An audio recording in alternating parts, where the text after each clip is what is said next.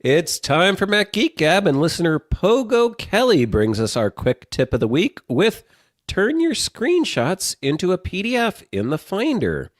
When attending a webinar, I often take screenshots of the presentation. Afterwards in Finder, I select the screenshots. Right-clicking on one brings up a menu near the bottom. I hover on Quick Actions, which opens a sub-menu where I click on Create PDF. The newly created PDF shows up in the Finder window with the file name highlighted, ready for me to type in a useful name. Then I can delete the screenshots because they are no longer needed. More tips like this, plus your questions answered today on Mac Geek Gab 1103 for Monday, August 18th, 2025.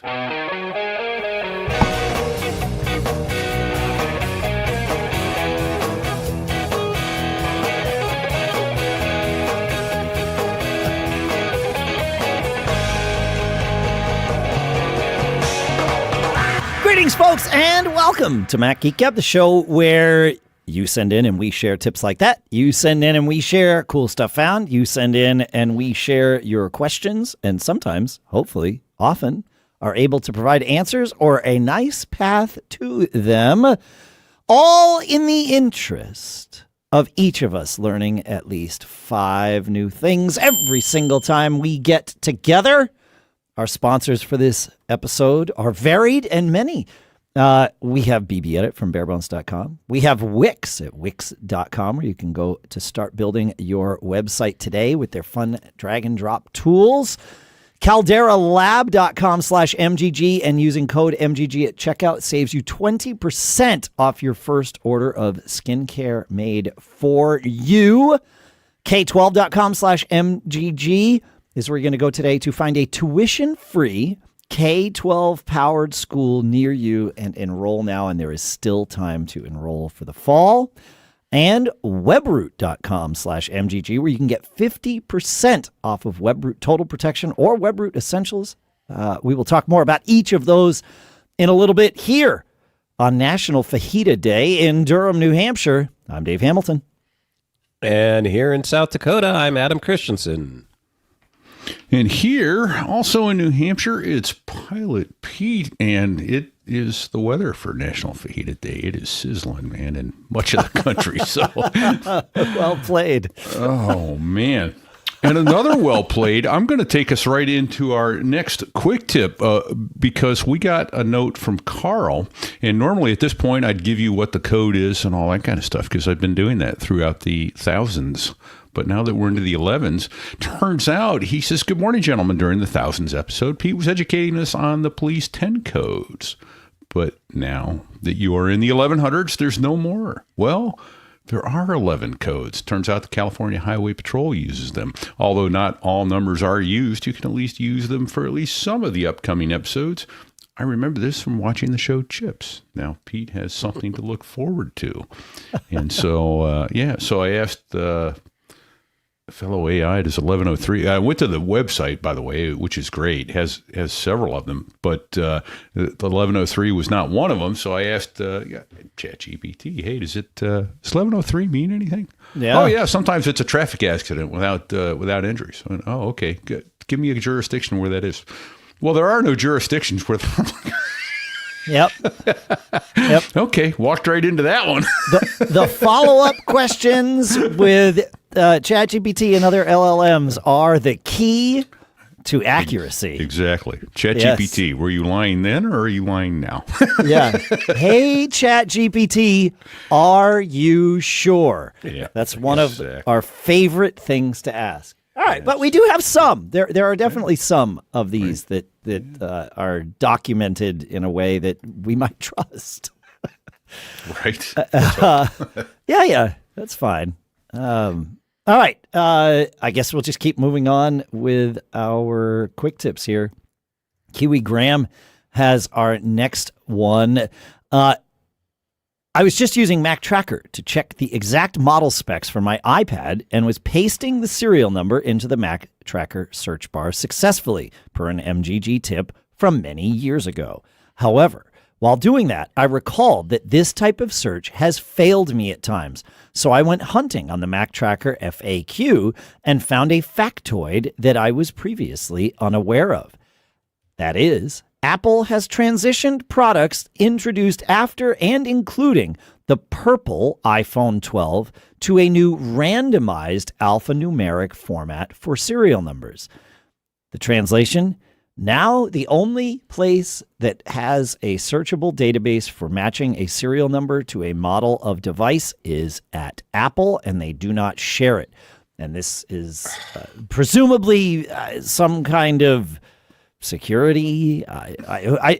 We could probably, well, we could surmise and suspect reasons for this, but that's the reality of it. So Kiwi Graham says, this explains my random search results, and seemingly my iPad is old enough to predate the random numbers. So thank you for that, Kiwi Graham. That's good to know. Yeah.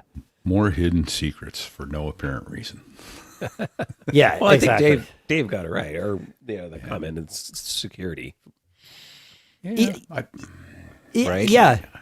I guess, well, I mean, if you were to accidentally paste a screenshot of your serial number somewhere, then now the type of the model of your whatever is now obscured. But I'm trying to think of all the places where a serial number would exist, like, in the About This Mac window, which you can get to your serial number by going, I believe, still to About This Mac, and yeah, it's right there. Right. But that also articulates, like, if you were to paste a screenshot of that window, it's going to tell people what the model is because it's right there next to the serial number. Yeah. So I don't know. And heaven forbid, that someone knows I have a MacBook Pro, and if I'm pasting it online, then I'm kind of already giving that up anyway. Well, I don't know. But let's think about this. Okay. Right in Safari. Oh no. Well, the device type is sent with the user agent, but only in an obscured way. Like you get that it's an iPhone, not that it's this very specific model. That it's running Mac OS or iOS or correct. Okay. Yeah, correct. Okay. All right. Yeah. So maybe it's along those lines. Yeah. So, yeah. Let's go with that. Let's go with that. Yeah. Let's go with that. All right. Should I take us to Mike? Sure. Please. All right, Mike has a twofer, I think, because I think there's a don't get caught in here as well. Mike says, I had a 40-plus page book to scan. I've been using my iPhone instead of my old dedicated scanner for years. This mustn't have been the first time I tried to scan something so long. Whether using notes or scanning directly into the Files app, iPhone's built-in document scanning stops at 24 pages. I got caught. Afterwards, I merged the two PDFs on my Mac, but I wonder why the limit. As for the quick tip, when cropping, the handles/circles at the four corners let you crop your scan, but I always found that my finger covered a lot of the zoomed in area. But you do not have to click on the corners or even very near the corner. You can tap and hold close to the corner you want to move, and the corner moves with the zoom area unobstructed by your finger, making more precise crops much easier. Cool. I didn't know that. I always struggle with that, so that's a good tip to know. That's go ahead. I'm just wondering if that works for all those selections that are kind of in tight corners and stuff like that. Yeah, you literally took the words right out of my mouth. That was going to be my question. Is like, now that we know, where else can we get away with not having to touch the corner when there's a corner to drag? Yeah. Huh. Yeah, I had no idea about that. Is that all three of us learning this simultaneously? Yeah, for me. That's a brand new one for me. Love that's that. awesome. One. Well, yeah, that's one. Yeah, exactly. For sure. I did. Certainly, Mike, we believe you, obviously, that you hit that 24-page limit. I did some searching and found no one else reporting a 24-page limit. I have scanned many things with my iPhone Files app, not with the current, iOS 18 family, but certainly, in over the last few years, I've scanned, a 100-page book of like sheet music or something that I wanted to put on my iPad, and have never hit this 24-page limit. So I'm wondering why you are like, and that I don't know the answer to that. So is that what the auto scanning where you scan a page and then it automatically detects the page and scans the next, the next, like that? It's awesome. But I've done it with 100 pages, or certainly more than 25. Yeah. Is it different if you're because can you also do that kind of manually where you scan until you tap done or something like that? Yes. Can't you also do it manually? Yeah, absolutely. Is there maybe a limit on one or the other? Or? Possibly. Yeah, right. Yes. Certainly, we don't know if we were both doing it exactly the same way. Yeah, that's fair. That's fair. And maybe color versus grayscale versus like, there's options in there as well. So yeah. I feel compelled to jump in with an ad hoc cool stuff found then, which is Genius Scan free version, which is what I've always used for scanning with my iOS. I've never hit a page limit, and it stores it within the app, so to speak. I mean, you can pay to have it stored online and backed up and that sort of thing, but it stores it within the app. It's super searchable.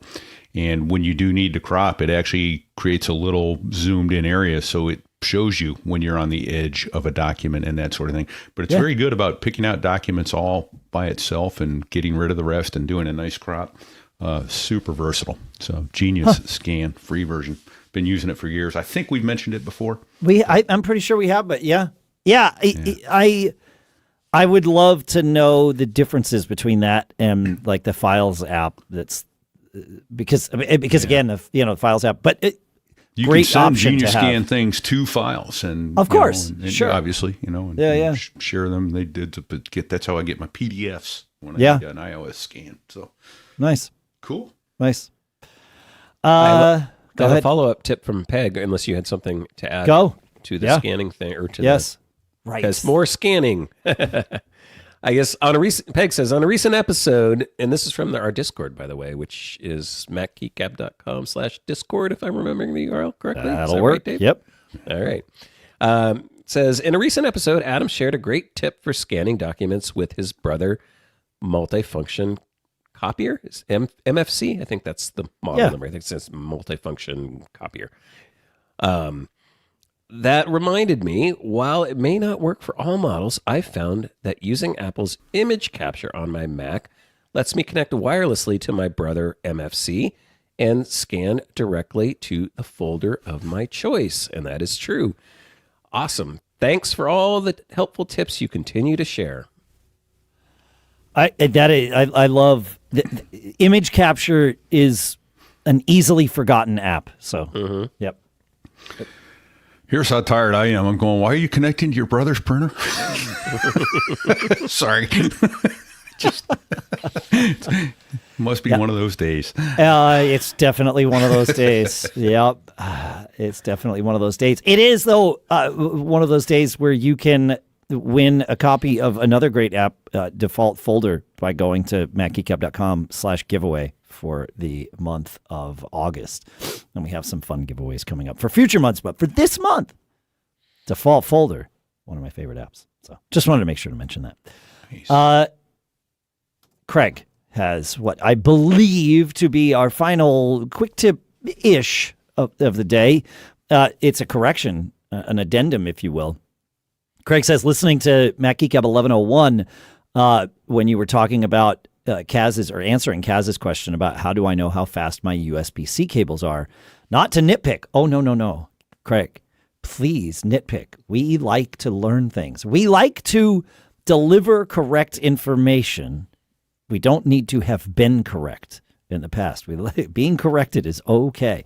He says, but I think you let something fly by that should have maybe had the pause button pressed in the context of a Mac discussion.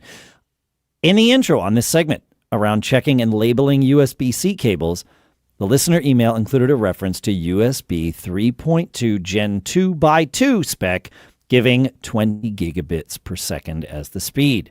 It is my understanding, and I believe Craig is correct, that Macs do not support that spec, and use of any cables and or storage devices specific to that 20 gig standard will just give 10 gig speeds on your Mac.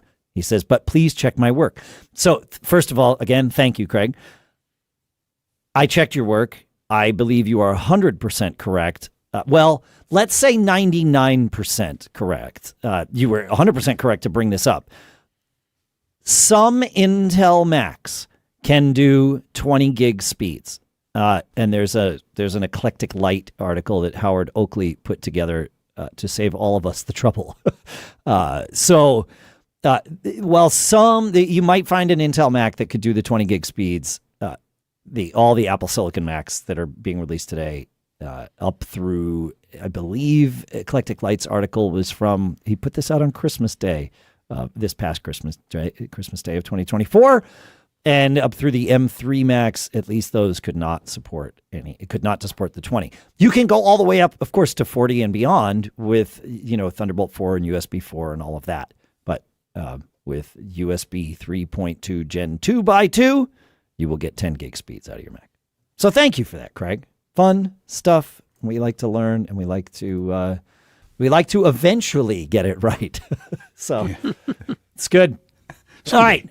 Yeah. We have some cool stuff found. We have a don't get caught here and there, and we've got your questions to answer. The next thing that we would love to do is talk about our sponsors, because, people often tell me that I look younger than I actually am. And while I certainly appreciate that, I know that it's not just luck and, good genes and all that. I've actually been putting something on my face every day since I was 17. And while it hasn't always been our sponsor, Caldera Lab, I love the stuff that they have now that I've been able to try it. Their skincare is made specifically for men, and it just works. I've been using The Good, which is one of their products, and another one called the Eye Serum, and I love both. That eye serum, especially, when you got those early podcast mornings or long travel days or gigs late at night, it helps me look like I've actually gotten some sleep, even though I really haven't. Caldera Lab combines cutting-edge science with ingredients that I can feel good about putting on my skin. Cruelty-free, plastic-neutral, non-comedogenic, and built to actually improve your skin. Whether you're starting fresh or upgrading your routine, Caldera Lab makes skincare simple and effective. Don't settle for that drugstore junk or steal your partner's products. Elevate your routine with skincare made for you. Head to calderalab.com/MGG and use MGG at checkout for 20% off your first order. And our thanks to Caldera Lab for sponsoring this episode. And here we are in mid-August. It's wild to think that the school year is kind of already here, right? And here at Mac Geek Gab, we embrace the idea that learning is best when it fits the learner, not the other way around. And that's what I love about what K-12 Powered Schools, our sponsor, are doing. These are accredited, tuition-free, online public schools for grades K through 12 designed to support individual learning styles, interests, and schedules. It's all online, so your student can learn from anywhere there's internet, right? On the road, at home, wherever life takes you. K-12 has been doing this for over 25 years with certified teachers who specialize in online education. Plus, there are social opportunities and in-person events too, so kids aren't missing out on those, key connections and all of that stuff. And I wish I had known about this when our kids were younger. It's such an amazing model, really focused on how your student learns best. I really love it. Join the more than 3 million families who have chosen K-12 and empower your student to reach their full potential now. There's still time to enroll for this school year. So go to k12.com/MGG today to find a tuition-free K-12 powered school near you and enroll now. That's the letter K, the number 12.com/MGG, k12.com/MGG, and our thanks to K-12 Powered Schools for sponsoring this episode. And while we're here, you know that I've been using BBEdit forever, right? It's always been the Swiss Army knife for text on my Macs. And now with BBEdit 15.5, they've kind of added like a rocket launcher to that knife. This version builds on BBEdit 15 with serious performance boosts, editing large files, complex grep searches, multi-file operations. They're all snappier. It's palpable. You can tell. And now, thanks to FTPS support, secure remote file editing is just a breeze. Markdown fans, you'll love how headings now fold and indent by level. Coders, Git tools just got even better. Writers, the new Apple Intelligence-powered writing tools give you inline summarization and proofreading right inside of BBEdit. Plus, strip diacriticals help simplify accented text. I love that. I also like saying diacriticals. I've even got the ChatGPT worksheets running, and when I'm talking to, me, it all just kind of works great. BBEdit's generous trial makes it easy to try it all out. So go grab your copy at barebones.com/store. And remember, when it comes to working with text, don't get caught without BBEdit. And our thanks to Barebones and BBEdit for sponsoring this episode. All right. One quick don't get caught today from Randy Walker in our Discord. And he says, I thought that the iOS 26 beta was causing issues with my audio playback over wired CarPlay.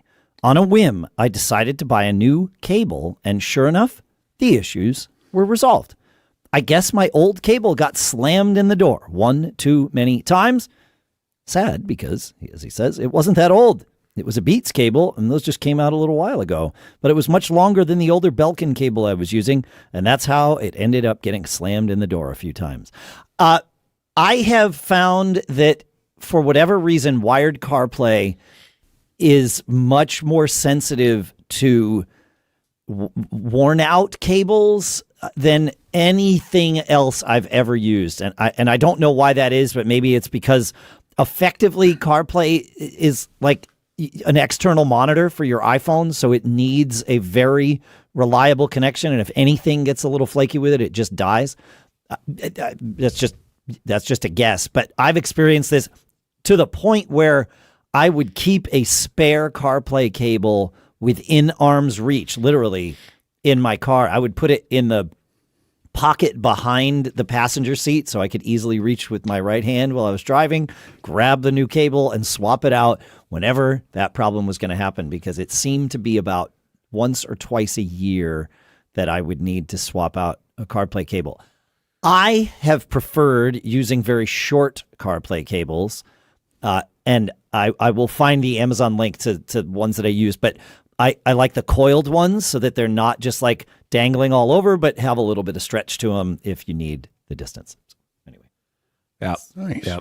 I've generally found that longer cables also, for me, I don't know if this has been your guys' experience, tend to fail more frequently.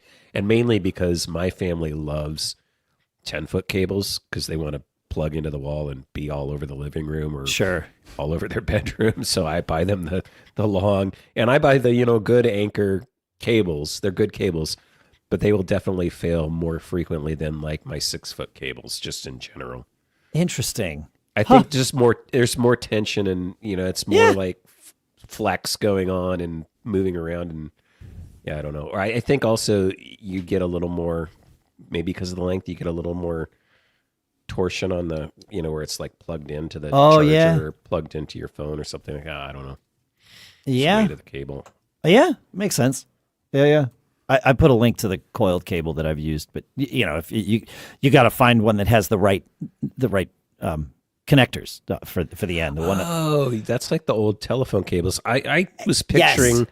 I want one that is more probably like a spring or a slinky. Do they make that style of? Yep. I'm gonna have to look for that. Those exist too. Yeah. Because my CarPlay, I don't like having. I'm probably like you at the center console. I don't want the cable like just dangling all over the car. Yeah. I do leave cables dangling all over my car for passengers, but the one that I'm going to plug into is the one in the center console. And then I just drop my phone in there and I'm done. I'm good to go. I only have to pull my phone out when I need to look at I need to find a song that's more than 15 down or whatever in the list, and CarPlay won't show it to me because Apple thinks that that's safer and wants me to pull out my phone to look at it. But that's fine. It makes sense. I still love my wireless CarPlay adapter. Yeah. That changed my life. The funny thing is I saw one recently that looks like it's just like, it looks almost like the old keyboard dongles that you'd plug in for a wireless keyboard. It's just the little, it's tiny. Yes. So I might be doing some investigating like into newer technology, newer options, because I bought mine in probably 3-4 years ago. So let's talk about wireless CarPlay adapters then. Okay, sorry, didn't mean to lead us down a rabbit hole. No, it's a good conversation to have because I bought one basically sight unseen. You came on the show. It was before you were on regularly. Right. You came on the show a couple of years ago, and we asked you, hey, do you have a cool, like last minute, completely no notice, like, do you have a cool stuff found? And you were like 100% yes, and you told us about the CarLink-Kit. CarLink-Kit, yeah, wireless CarPlay adapter, and I bought one and loved it. And I don't need it in my new car, but my old car is being driven by my son, and he still loves that adapter. I learned something, though, once I got it and started digging in. Not all wireless CarPlay adapters are created equal. The CarLink-Kit adapter, and we will link to the one that both Adam and I use, allows your phone, I'll call it GPS pass-through. This is my term. But the idea is that when you are using an adapter that supports GPS pass-through, your phone doesn't use its GPS receptors. It uses the car's GPS receptors, which in theory gives you better reception because it's not blocked by anything, and also maintains your phone's battery life because it's not turning on its GPS stuff. Most wireless CarPlay adapters, as I am led to believe, don't use GPS pass-through. And in fact, the CarLink-Kit people go out of their way to say this and make it part of their marketing. But near as I can tell, they are not lying in this marketing. They are correct. So be aware of what you're choosing. Choose whatever you want, but just do it eyes wide open. That's my... Interesting. Yeah. Okay. And the one that I think I just saw, and I haven't done the research on it, is called the Ottocast, OTTOCAST, like mini or something, Yep. Mini Cube. Yep. But I will need to now research it. I bet you it probably doesn't, because it's only like half the price, I think, of the CarLink. It's like $50. I don't remember what the CarLink is going for these days. Yeah, I'm looking to see if Kit, rather. the CarLink-Kit. Yeah, that one is here on Amazon for like $55. So yeah, they've come down in price. They have. Yeah. Yep, for sure. Cool.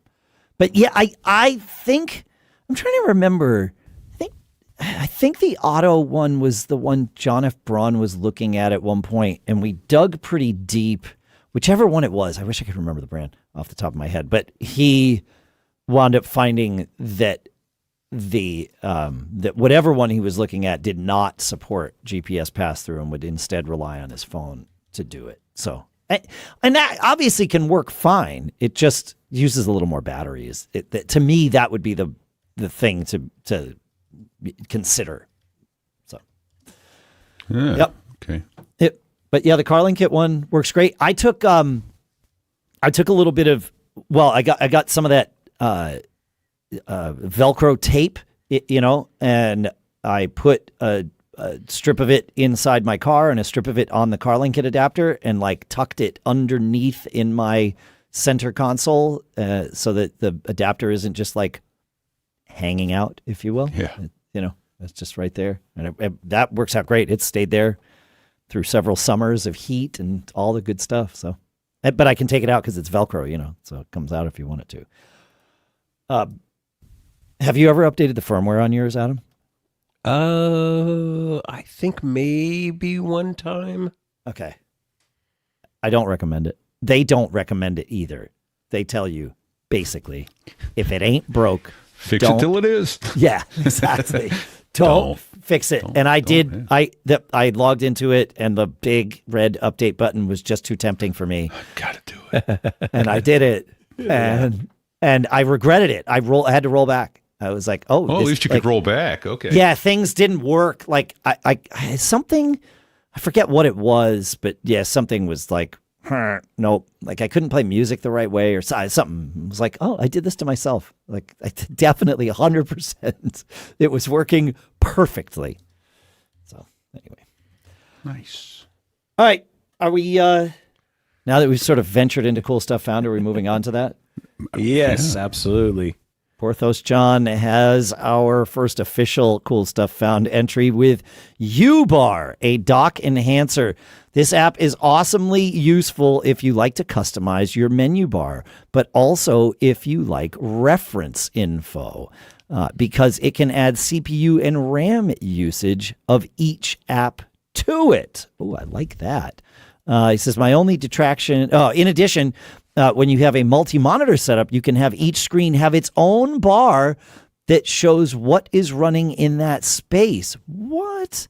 My only detraction from this one is that it is very Windows-like, but since I don't use the dock to launch apps, I just take all of that off, and it's a nice app window reference for me. And it is part of Setapp if you have a membership. So, that's interesting. I was just looking for it in Setapp, so okay. Is it there? I'm not seeing it, but that it might have changed. Well, you never know. Well, yeah, it's UBAR, right? Yeah. It was part of Setapp when he sent this in, but it's been a little bit, so it might not be confused with Uber. Yeah. uBar. Yes, uBar. That's kind of cool. Better than FooBar.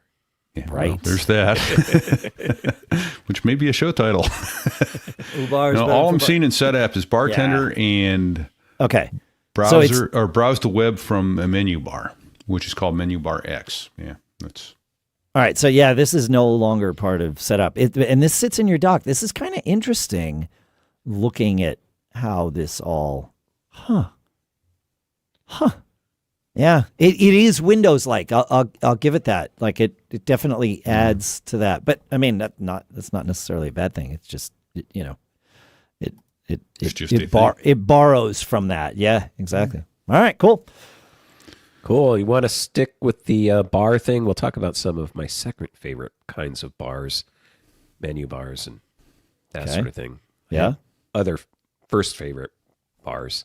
Well, yeah. I'm usually having a craft beer or something. But Ben says, well, looking for other approaches to Dave's CPU issues when remotely, and Dave's desire to put his CPU clock speed in the menu bar, not just tucked in a menu, I wondered if there was a way to easily create a custom menu bar item. This rabbit hole turned out to be pretty shallow, as I quickly discovered CSF-Genius. In this video, and I'm sure we'll link to the video in the show notes at macgeekgab.com/show notes, right? Yep. Okay. No, just macgeekgab.com. That's all you need. Yeah. Because then it's per episode and all of that good stuff. Yep. Oh, excellent. Okay. So macgeekgab.com. There will be a link to this video, and he says that shows you how to include CPU stats in Sketchybar's implementation. He also further found another developer who created a system status version where CPU frequency is an available variable. So I think this will do the trick for you, Dave. Amazing. Huh. Yeah, look at that. All kinds of things that you can do with this. Yeah, it's, go ahead. Kind of like a developer tool or something like that, right? Almost. I mean, not a developer tool, but it's an app. It's over on GitHub. And it looks like it's got a lot of features. You can kind of build your own stuff. Huh.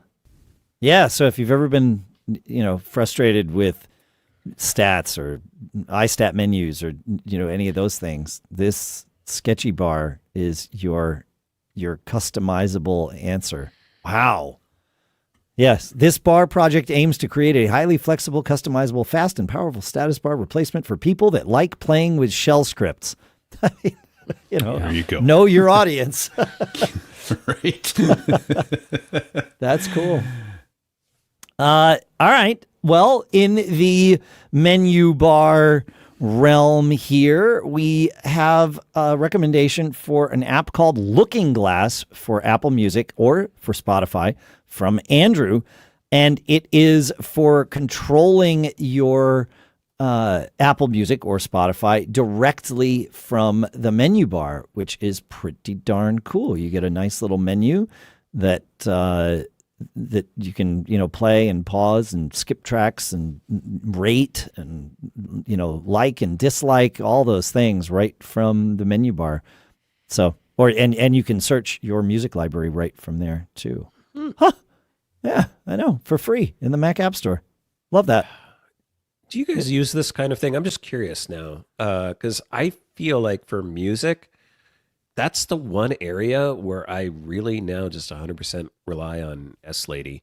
And it's probably more of a factor to having HomePods in my life, but I would imagine even on my Mac, I'd probably just use S-Lady and ask for switching music and tracks and playing playlists and play pausing, and I almost 100% use voice for music.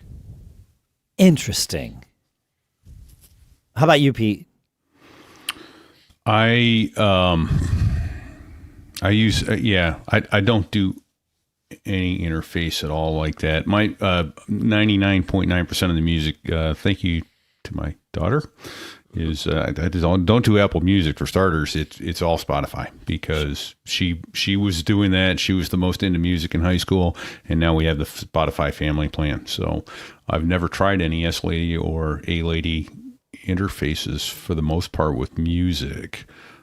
We do have an Echo with a screen in the living room, which is kind of nice for some of the home automations, but I use the app on the phone for the Sonos speakers that I have in the house, and yep. And that, I almost never look at it. And if I want to know what something is, obviously it's Shazam. But yeah, but yeah, huh. Yeah.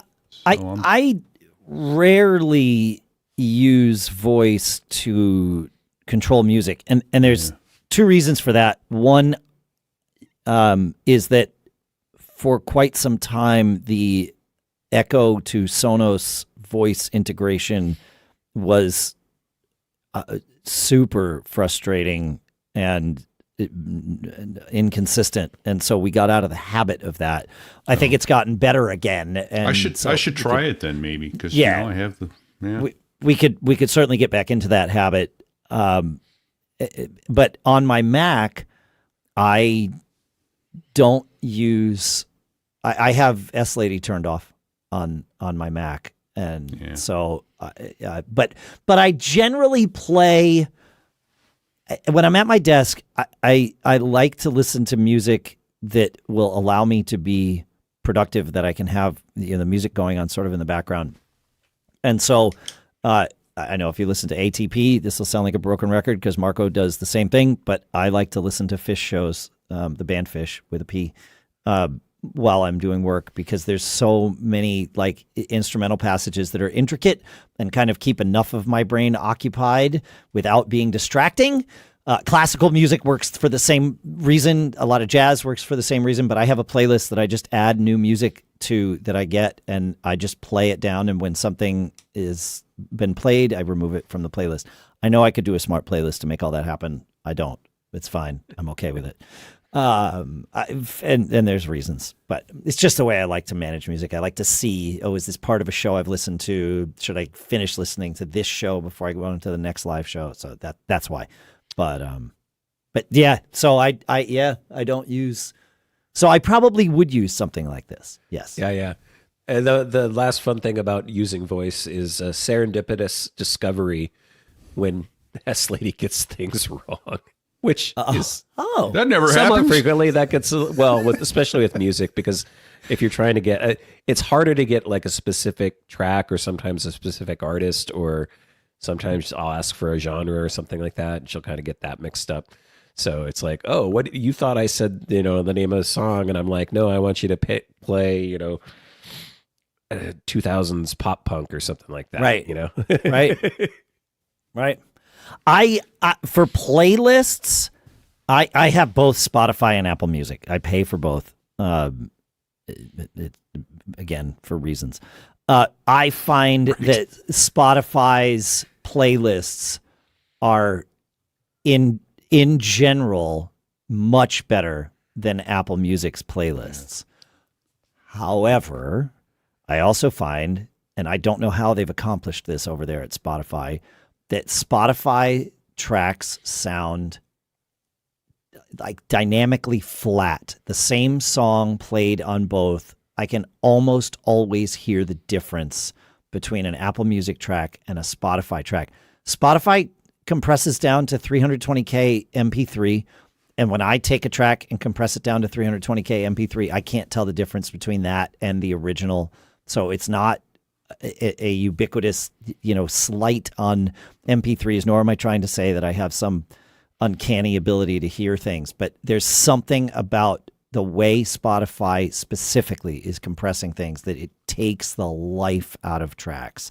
And I don't know how or why they are accomplishing this, but they are experts at it. Why is the more troubling? Yeah, it's like, dude, you have access to the uncompressed originals just like Apple does. So why wouldn't you? Like, and maybe it's a size thing, right? A bandwidth thing. They've found that if they compress the dynamic range of it, not just compress the file size, but do audio compression and compress the dynamic range, they can, squeeze more into a bandwidth. I don't know. I'm making stuff up here. Well, they probably figure they have more people listening on an iPhone with either cheap headphones or something like that, as opposed to nice Sonos speakers or, that sort of thing. Fair. Yeah. Yeah, you're right.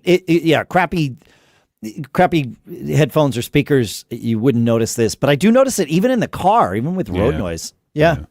But I still maintain that I will choose that. It's not that bad, right? Like, I don't mean to thieve anyone's joy here, but it's noticeable, but not like to the point where I would turn it off. And their playlists, on average, are better than Apple Music's playlists. Yeah, and they both have, which I assume Apple Music has, but I know Spotify has the ability to create an AI station, with a few of your songs, which I was kind of surprised at. My daughter uses that all the time. And it's funny, it even has this, it doesn't sound like a computer voice, but it has a DJ coming in and saying, now we're going to do some more classic rock from 1975, and then plays a song. You're like, oh, okay. I said, "Does that?" She goes, "No, that's computer generated voice. That's not someone sitting there putting this thing together and recording." I'm like, some person. That makes sense. Quick, speak this so that someone can hear it. Yeah.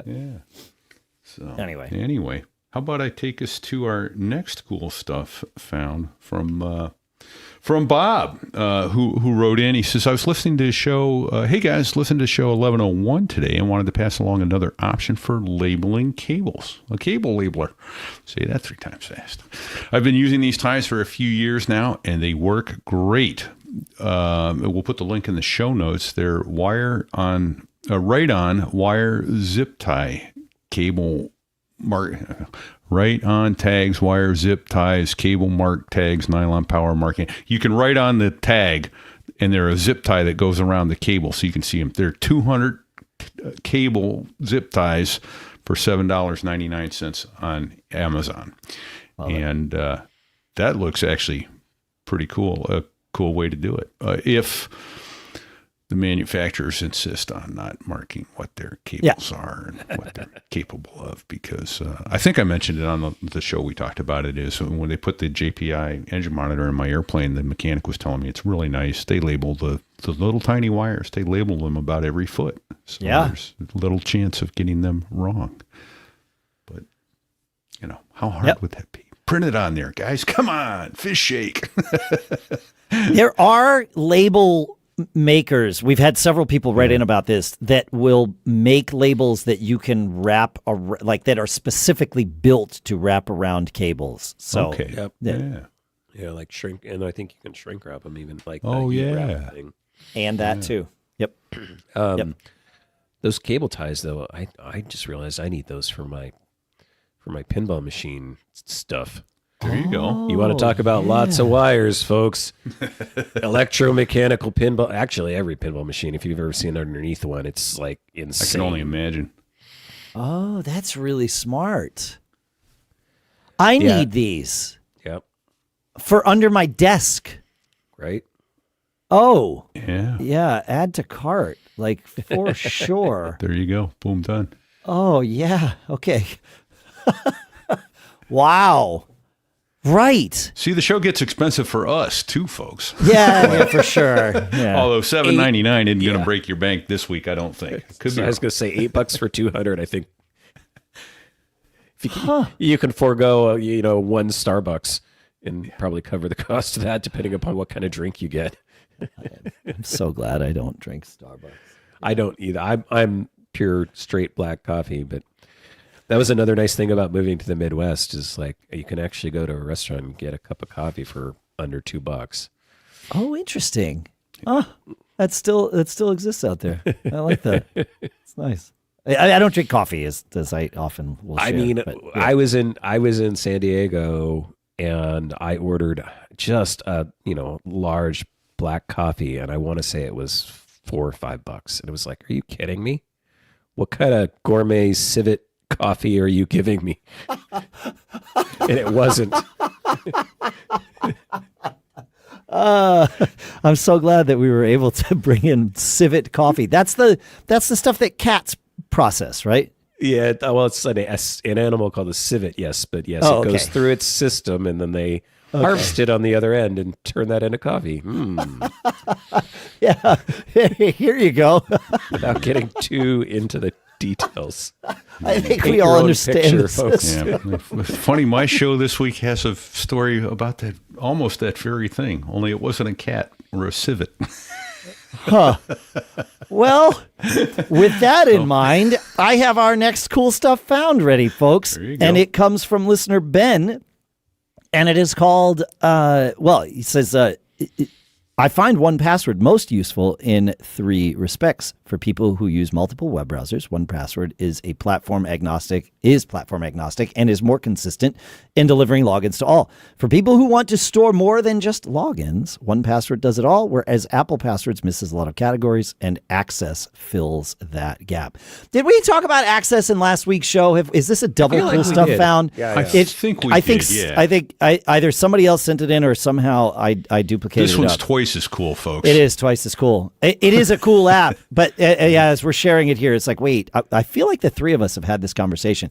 In the event that we have not, the app is called Access, and it is to pair with Apple Passwords to store everything else. And I know we've talked about this. It's deja vu all over again, folks. It is deja vu all over again. I believe I actually read that one. But before we leave Cool Stuff Found, yes, I have to note, awesome listener community over in the YouTube chat, Chris Black mentioned, and this is for you, Pete, Setapp has an alternative to uBar called Sidebar. And it looks like almost identical, very similar features, very similar UI. So there you go. Interesting. Hey, and people, you could, if you've got cool stuff found to share, send it to feedback@macgeekgab.com and we'll share it. Pete, was that feedback@macgeekgab.com? That was it. Feedback@macgeekgab.com? Make it so. I didn't realize that. Yeah, look at that. Sidebar. I just pulled it up here, and it does. It looks very, very similar. If not the same. Multiple screens, has all kinds of auto hiding, live previews, window snapping, peek into folders, fully customizable. Love that.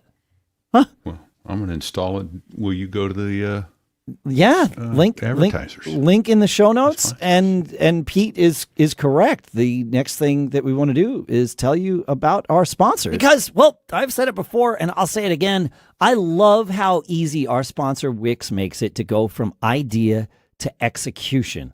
Whether you're building a website for your side hustle, your band, your podcast, your portfolio, or whatever brilliant geeky thing you're currently up to, Wix puts that power right at your fingertips. You can start with one of over 2,000 designer-made templates, or go full custom using their drag-and-drop interface. It's incredibly flexible. And they've got this AI builder, which is like the ChatGPT of website design. You answer a few questions, and bam, you've got a business-ready site complete with unique visuals and even a marketing campaign. I mean, that's AI magic right there. Plus, Wix has built-in tools for e-commerce, bookings, email, no extra plugins or weird workarounds. It just works. And with nearly 20 years in the game, the folks at Wix know what it takes to help you build and grow online. You ready to create your own website, folks? Go to Wix.com. That's Wix.com to start building your website today. Such a great thing. And our thanks to Wix for sponsoring our show. And cybersecurity isn't sexy, but protection, well, that's another story. And that's where our sponsor, Webroot Total Protection, comes in. It's your digital life insurance, antivirus, identity protection, VPN, and more, all in one lightweight, fast, and easy-to-use package. And you can get 50% off of this Webroot Total Protection or Webroot Essentials when you go to webroot.com/MGG. I've set up my Webroot account, and I'm planning on rolling it out with some of my extended family because it's kind of like having a geeky digital bodyguard, right, that runs in the background so I don't have to think about it until I need it or they need it. And then we're all really glad it's there. It installs faster, scans quicker, and uses less memory than its competition. And with protection for up to 10 identities and 10 devices, you can cover yourself, your kids, your parents, your in-laws, whatever you like. Live a better digital life with Webroot. And like I said, get 50% off Webroot Total Protection or Webroot Essentials when you go to webroot.com/MGG. 50% is the best offer they're running right now, and you have to use our URL to get it. So again, webroot.com/MGG. Live a better digital life with Webroot. Seriously, don't get caught without it. And our thanks to Webroot for sponsoring this episode. All right, Mark has a question for us. He says, in Apple Mail on his Mac, the preview window is not showing any of the text content correctly. But if the message is opened, then it does show the text content correctly. And when he says it's not showing it correctly, what I'm seeing is mostly a blank window or an empty window. It shows the, to, from, subject, and all that at the top. But where the text would appear is not text, except for occasionally, and sort of spaced out, a little square where the right half of it is black and the left half has half of a capital A there. And this is a weird thing. And there's like 4 or 5 of them. And then when you open the message, the message shows all of the stuff. And it looks like some of these might be where some alternative punctuation would have appeared in the original message. And so any thoughts on this, Adam? Yeah, I had a few things to think about. I know that, let me think. I know that there can be caching issues sometimes with mail that might cause this, I think. I think you can actually go like rebuild your indexes. And I'm trying to remember the instructions for doing that. I think you can do it within the Mail app itself. I think it's like right-click on the mailbox. It's been a while. I should probably just open Mail and figure it out. Oh, no, that's true. You're right. You can do a rebuild on a given mailbox in Mail. You're right. Yeah, I forget where so you select the mailbox, and then under the mailbox menu at the bottom is rebuild. And I believe that'll force a rebuild. So you go and you find the inbox or the mailbox that you want to rebuild, and then select it, and then from the mailbox menu go to rebuild. I think you can also do it manually by deleting the envelope indexes, which are in the library folder, in the mail folder, and then there's like a different version for each one, and then I think it's inside mail data. Yeah. I prefer to just do it inside the app rather than delete it. And obviously, if you're going to delete them, you might want to back them up first, just in case, because I'm paranoid about these sorts of things. But it should be relatively safe to rebuild your index. I've done it before, and it's not had any issues. I think those are 2 different indexes or 2 different types of rebuilds. I think so. Okay. And I could be wrong. My understanding is that when you do it inside mail, what it does is it erases the contents of the mailbox and re-downloads it all from the IMAP server, and then also is rebuilding sort of its search index at the same time.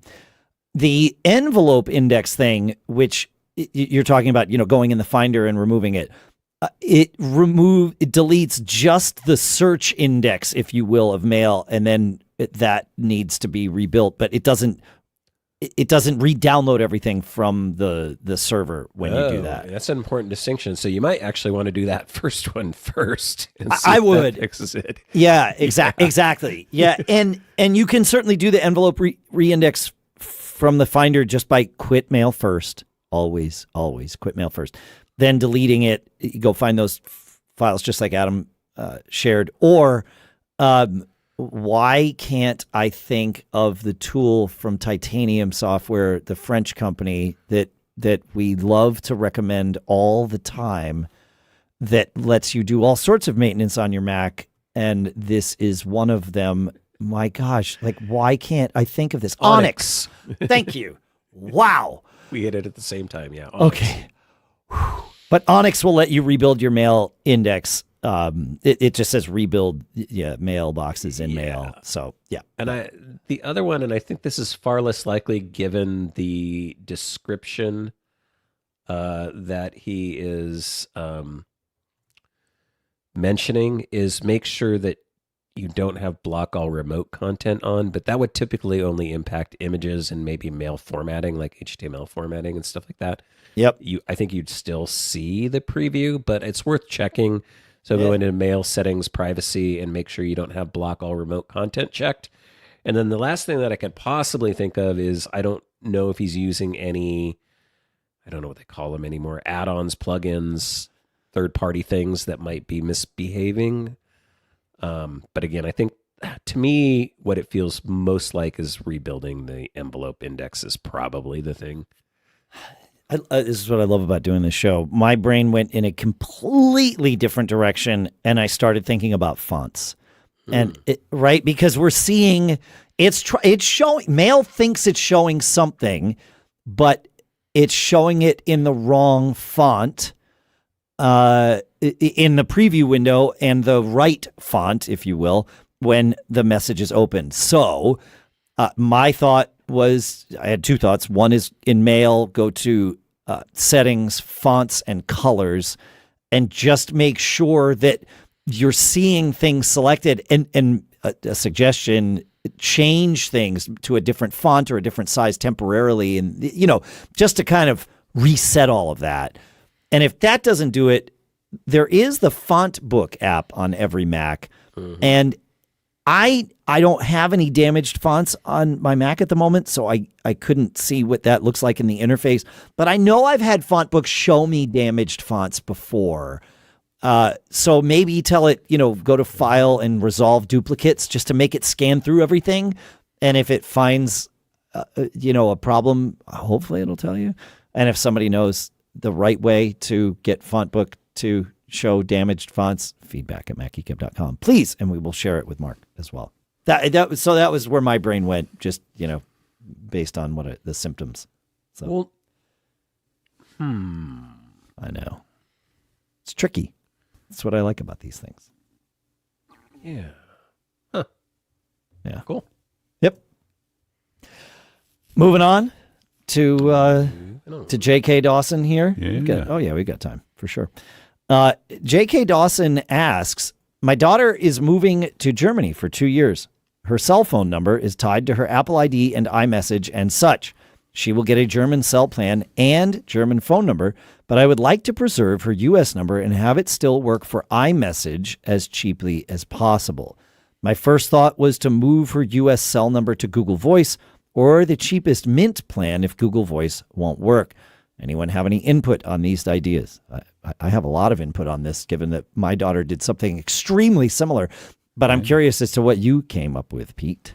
Yeah, so I found a couple different options. It turns out we've had a back and forth a little bit on Discord over this, but the cheapest option that I found is Tello, because moving your number to Google Voice does not work, and I don't remember all the reasons for that. But Tello is $5. It does work, not for iMessage. I just want Gotcha. You can certainly do that, but Yeah. you will probably lose iMessage in the process. Gotcha. Okay, I remember.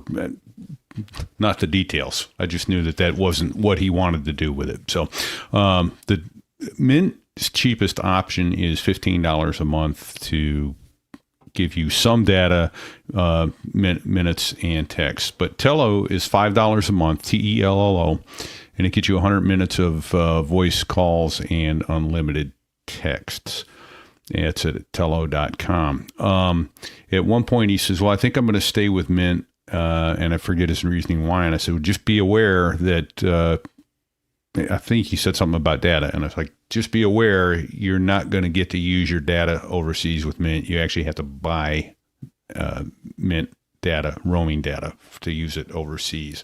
So, and then he wrote back and said, well, it turns out T-Mobile is still got them under their thumb for a little while, so they're going to stay with T-Mobile until that portion of their contract ends. But yeah, to maintain it, I think for a year or less, $5 a month to maintain your phone number. Tello is simple, and then turn on Wi-Fi calling so you can still get calls and texts and that sort of thing to your number when you're within range of a Wi-Fi signal. I don't think it does not roam. You're not going to get roaming texts and roaming. You may get roaming texts, but I don't. You'll get texts and calls as long as you've got a different data connection with Wi-Fi calling. Yeah. Gotcha. Yeah. There you go. Okay. Yeah. Yeah. Yeah. So my daughter. I meant under cellular. So I'm sorry. Yes. No, you're totally right. Yeah. Yeah. No, my daughter went through something, like I said, extremely similar, maybe, a couple hundred miles apart in destination, but otherwise the exact same thing. And she moved her number to Google Voice. I believe was a one-time $20 charge to import your existing cell number into Google Voice.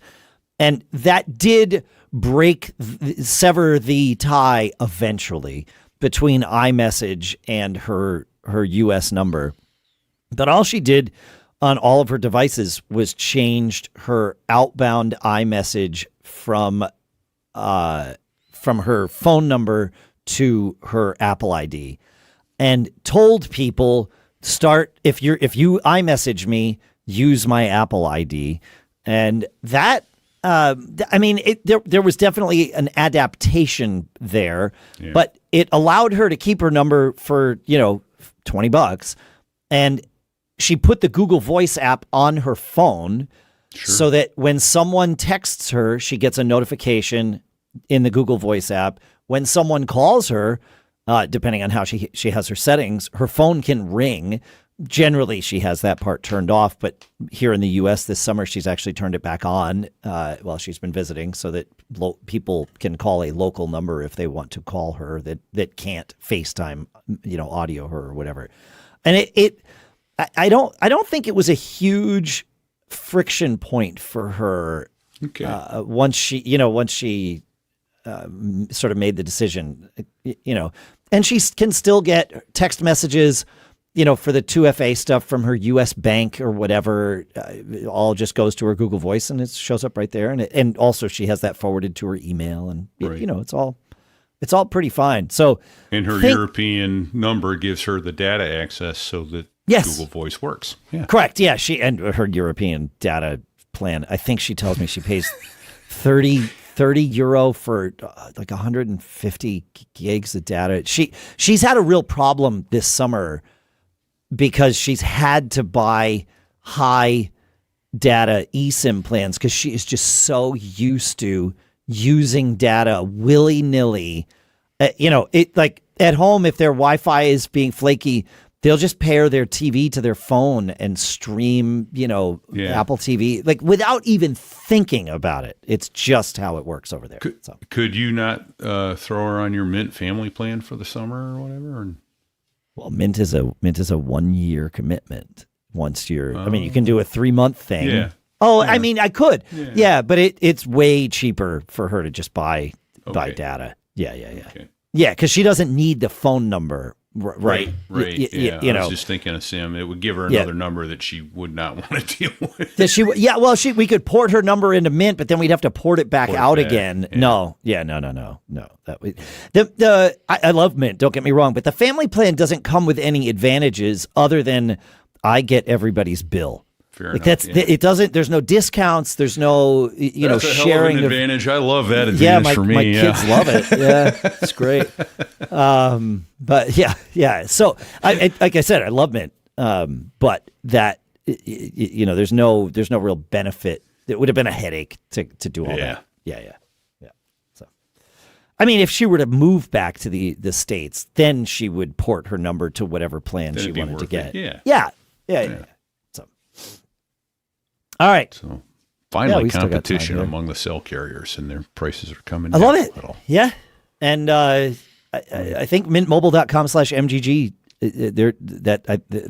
they're not a sponsor of this episode, but the sponsorship is still active and ongoing. So that'll get you, I think, unlimited for $15 a month for your trial, for your 3-month trial period. So, and actually, that may have been cheaper for her now that we think about it. Yeah. Headache for sure, but cheaper. Yeah. Go ahead, and their unlimited is truly unlimited anymore. They aren't throttling.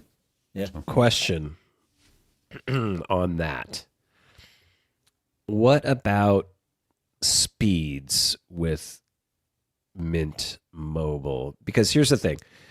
I've been considering switching to a Mint Mobile style plan. Unfortunately, I live in a place where the only carrier that has decent coverage is Verizon.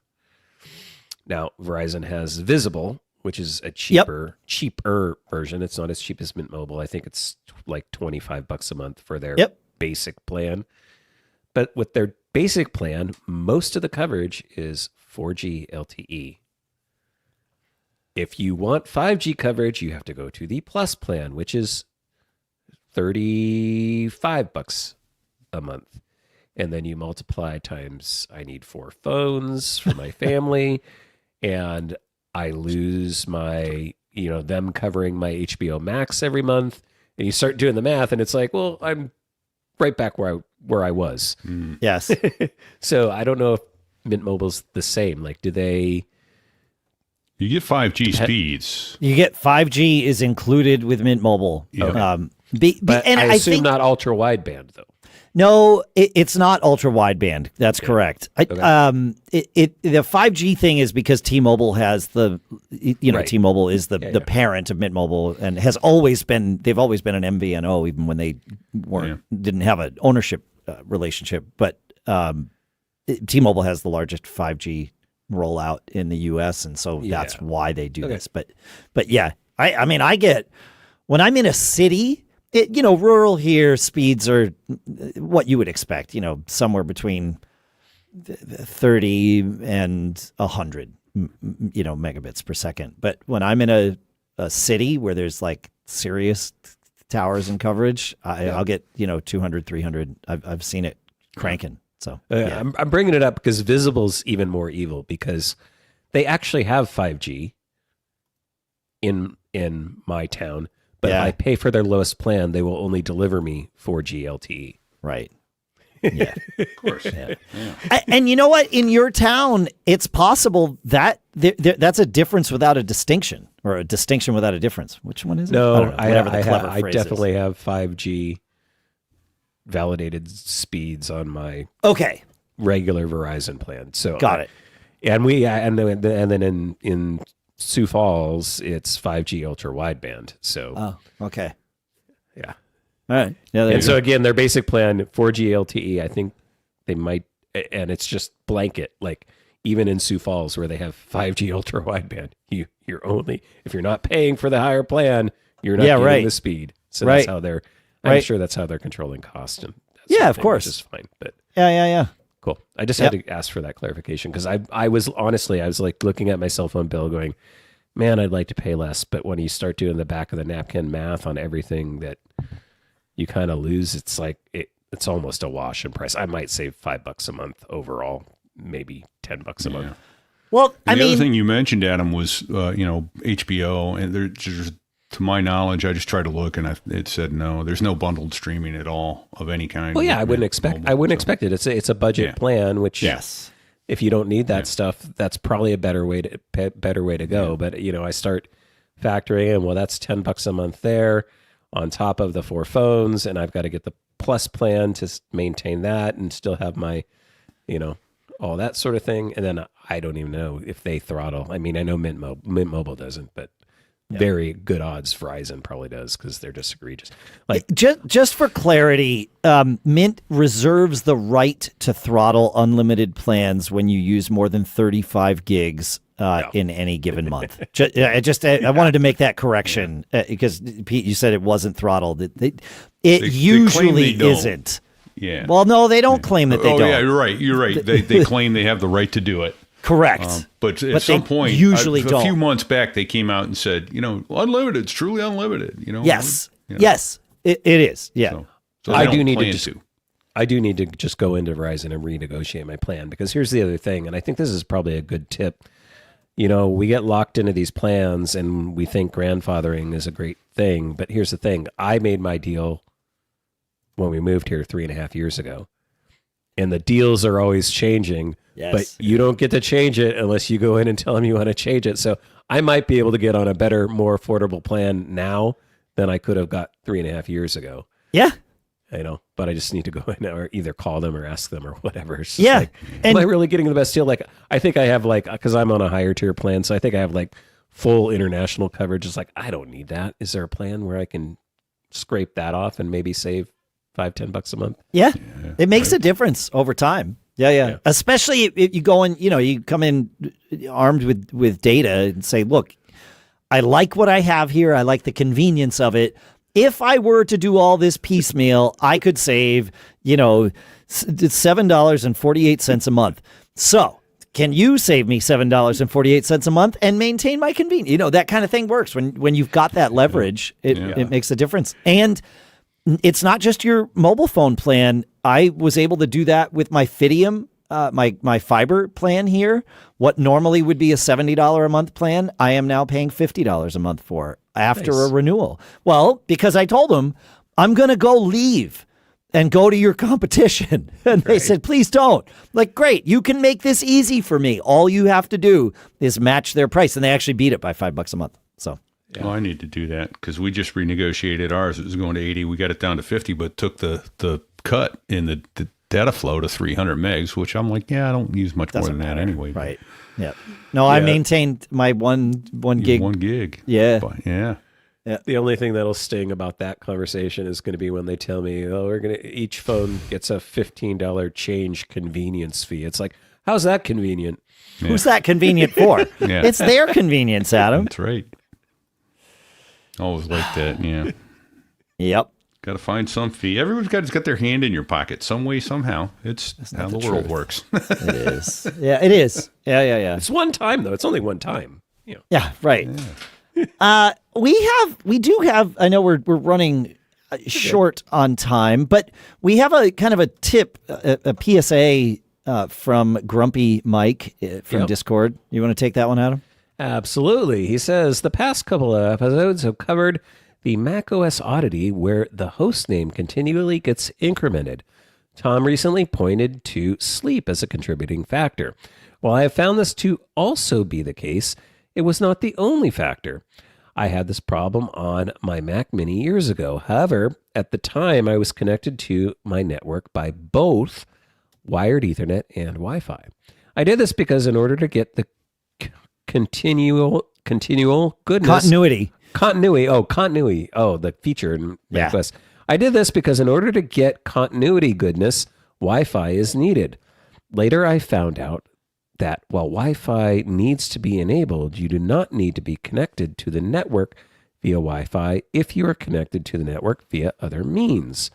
Once I set the computer to not connect via Wi-Fi, my hostname incrementing issues vanished.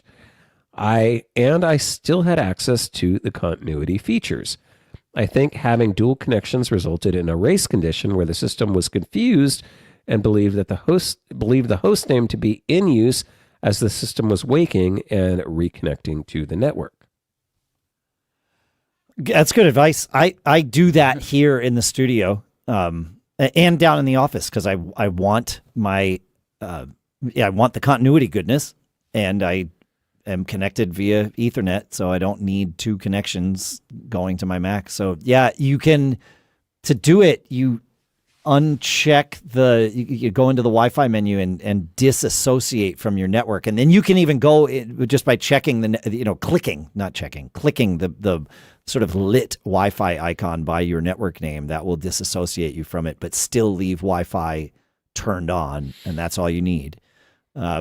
You can, but also go into Wi-Fi settings and tell it not to auto join that network. Otherwise, you're going to wind up doing that a lot, at least in my experience. I see you cogitating. Yeah. Well, I'm wondering, could this be resolved another way? Could this be resolved by making sure you set the service order on your networks? Not for me. Okay.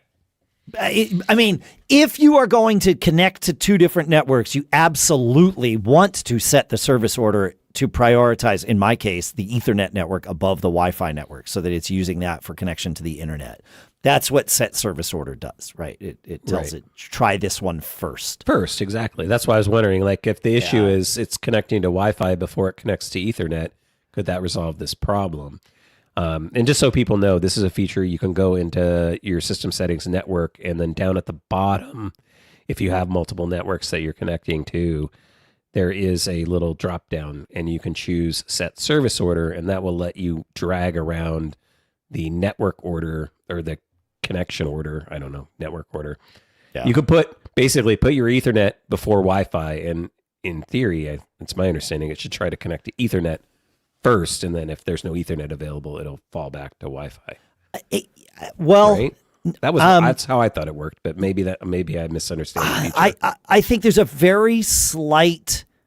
I would make a very slight change to that. I don't think it prioritizes which one it tries to connect to on boot or wake first. I think that prioritizes which one, if both are connected, regardless of what order they connected in, if both are connected, which one is going to be used. You know, if I've got both connected and I want to connect to the internet, which one is it going to use? And if you put Ethernet at the top, it would use Ethernet, and so on and so forth. Okay. So I don't, but that's, I've done zero research on this. It's just my experience, but I remember doing this on Linux boxes because it's, Mac is a Unix box, where you can, from the command line, you can set a priority order, but that priority order was for which one is the default gateway to the outside world. I believe that's all that's changing here, but I only believe that because I choose to. So I could be wrong. And I can't believe I haven't brought this up before, but I solved this issue years ago by basically taking control of how my IP addresses get assigned.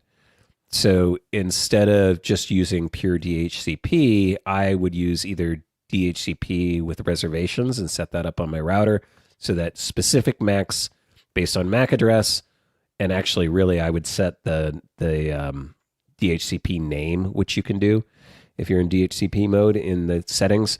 So I'd give each machine a unique name, and then I'd go into my router and say, okay, this machine gets this IP address, this machine gets this IP address, and then those were just not available for a new machine that would come on the network. Or also when my thing's waking, it's always going to get assigned the same IP, so you're not running into those conflicts where it's like two things, same IP address, and now then we've got a name conflict sort of thing.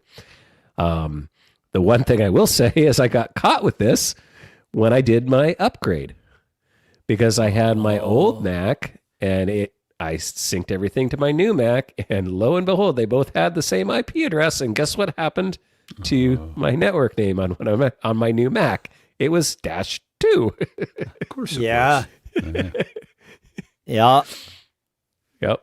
Because it's like, I already have that name, and you can't have it, even though it's and the you same can't IP have address. it. Yeah, exactly. But so that's the one caveat. You can't have two. But I mean, if you're mapping by MAC address, or even better yet, you could just use manual, IP address assignment too. I think, right? Without a reservation, you mean? Correct. Yes. Yeah, I used to do that, and then we had I had it with one of my machines here that was a headless machine that I was using as a FileMaker server years ago. And our power went out for days, and people in the office, the remote offices, needed access to that FileMaker server. So I was like, well, you know what? I'll just bring it over to my dad's house and plug it into his network, and we're good to go. And this is a headless machine, mind you. Well, because I chose to use a fixed manually assigned IP address, I then had to log into this machine with its fixed manually assigned IP address and tell it, nope, maybe just use DHCP from now on. And then it was fine on his network. But it did not like it. It was fine being on his network with a manually assigned IP address. It just nothing would route to it. So Sure. Yeah. So ever since then, it was like, no more manually assigned addresses. I might have one with some weird IoT device that was like being flaky with DHCP or something, but in general, like, no. And that way, if a machine needs to move, it's just fine. I don't need to walk you through changing all of that stuff. So yeah. It's better now because it's per network, and it's not, you get a little more granular with the settings than you used to, 10 years ago when I had that problem. But yeah, that problem sucked. Although now too, now I'm just thinking too with IPv6, I don't even know if is that even a DHCP with reservations? I don't even know if that's an option with IPv6. Yes. Is it? When I was running, I can't run, I can run IPv6 on my network if I want. My provider, Fidium, does not natively support IPv6 yet, right. I'll say, with a question mark. But Xfinity does, and they were my prior provider. And so I was running full IPv6 up and down here. And you can absolutely set reservations with like it's DHCP v6. I don't understand. I'm getting to a point where I'm telling you more than I know. But to quote John Martellero, but that definitely worked, and I was sort of able to map a DHCP v6 reservation to a number that was the same as my IPv4 reservations. So I kind of knew what they were. It was like, oh yeah, I know that the .15 is :15 here, :015 here. They're the same thing. Okay, I know what that is. So, cool. I'll have to look into that. Yeah. All right. Well, I think we've exhausted our time now with all that extra fun stuff. Well, we're at an hour 23, so almost. So I think we should do it again next week tomorrow. Yeah, that's right. Yeah, next week's show for us is being recorded tomorrow due to some travel and scheduling things. So, but for most of you, it'll be out next week, as usual, on schedule. All of those fun things. Thanks so much for hanging out with us, everybody. Make sure to go to macgeekup.com/giveaway and enter our giveaway for a copy of Default Folder. Thanks to CacheFly for providing the bandwidth to get the show from us to you. If you need more of Adam between now and the next time we release an episode, in fact, not if you need, you will love to have more of Adam when you listen to the Debut Film Podcast. You can listen to Pete's So There I Was for aviation enthusiasts, and some great stories. Really, some great stories. Always great stories. And I have two shows. I do Geek Gab for musicians and Business Brain for entrepreneurs. Check them all out if you would like. Subscribe to this show. Make sure you do that, and leave us a review at macgeekup.com/review. It's been a little while since we've had some reviews to read, and 5 stars. Count them. 5 stars. 1, 2, 3, 4, 5. Just like the number of things we learned. I love it. There it is. I learned some fun things today. This was good. Yeah.